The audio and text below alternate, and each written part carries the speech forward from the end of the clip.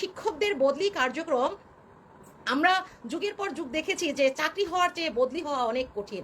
অনেকের সংসার ভেঙে যাচ্ছে, এই বদলির কারণে অনেকের সংসারে পরকীয়া বেড়েছে, পরকীয়া আসক্ত হচ্ছে, মানে হাজব্যান্ড ওয়াইফ দূরে থাকার কারণে অনেকের সন্তান হচ্ছে না, মানে বিভিন্ন ধরনের। আমি শিক্ষকদের সাথে, আপনারা যে যাই বলেন, বাংলাদেশের প্রতিটা জেলার শিক্ষকদের অনেক সুখ দুঃখের কথা আমার কাছে আছে। আমি জানি না, তারা ভালোবেসে আমাকে বলে এবং তাদের প্রতিটা কথা, প্রতিটা ঘটনা আমি গুরুত্বের সাথে নিজে লালন করি এবং নিজেকে দিয়ে আমি সেটাকে বোঝার অনুধাবন করি। তো আমি সেই জায়গাটি থেকে আমি আমার কর্তৃপক্ষের কাছে বলবো যে এই যে বদলি যে নীতিমালাটা, এই বদলি নীতিমালাটা আমাদের শিক্ষকদের কতটা মানে ফলপ্রসূ হবে, আমাদের শিক্ষকদের জন্য কতটা মসৃণ হবে। আমি মাননীয় আমাদের প্রধানমন্ত্রী, তাকে আমি ধন্যবাদ জানাই যে তিনি প্রাথমিক শিক্ষার বদলি কার্যক্রমকে বেগবান করবার জন্য একটা সুন্দর একটা নীতিমালা গঠনের একটা মানে গঠনের জন্য তিনি নির্দেশ দিয়েছেন। মাননীয় প্রধানমন্ত্রীর কাছে আমরা কৃতজ্ঞতা এবং ধন্যবাদ জানাই। কিন্তু এই নীতিমালার মধ্যে যে বিষয়টি দেখেছি যে আমাদের কর্মকর্তাদের উপরে কিন্তু আমাদের আস্থা আছে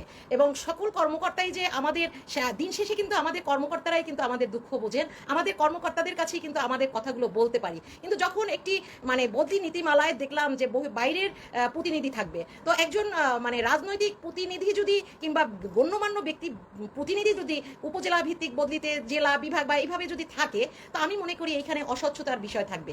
যার মুখ পুড়ে যায় সে দই দেখলেও ভয় পায়। কারণ হচ্ছে আমরা এতটাই হতাশাগ্রস্ত, আমরা এতটাই বিপদগ্রস্ত, আমরা এতটাই মানে বিশ্বাস হারাতে হারাতে আমাদের জায়গাটি এখন এমন জায়গায় চলে গিয়েছে, আমরা দই দেখলেও মনে করি এটা চুন, মুখ পুড়ে যাবে। তো আমরা আসলে আমাদের মাননীয় প্রধানমন্ত্রীর কাছে যাওয়ার তো কোনো সুযোগ নেই। আমি মাননীয় আমাদের শিক্ষামন্ত্রী, আমাদের মাননীয় শিক্ষা প্রতিমন্ত্রী, আমাদের সচিব স্যার, আমাদের ডিজি স্যারের কাছে আকুল আবেদন করব যে আপনারা অন্তত আমাদের প্রশাসনের কাছেই আমাদের শিক্ষকদেরকে রাখুন। কারণ আমরা এই বদলির কারণে আমরা আমাদের মানে এই যে যাদেরকে নিয়োগ দেওয়া হবে ওইখানে অস্বচ্ছতার জায়গা কিংবা স্বচ্ছ থাকলেও আমাদের মনের মধ্যে একটা কষ্ট থাকবে যে এখানে হয়তো অস্বচ্ছ কোনো কিছু হয়েছে। তো আমি এই বদলি নীতিমালা নিয়ে আমি মনে করি বদলি নীতিমালাটি কিন্তু বাস্তবায়নের এখনও চূড়ান্ত রূপরেখা বা পরিপত্র জারি হয়নি। তার আগে আমি মনে করি সবাইকে ঐক্যবদ্ধভাবে আমাদের মূল চাওয়াগুলো, আমাদের মূল বদলি নিয়ে চাওয়াগুলো বা আমরা আসলে কি চাই আমাদের ডিপার্টমেন্টের কাছে,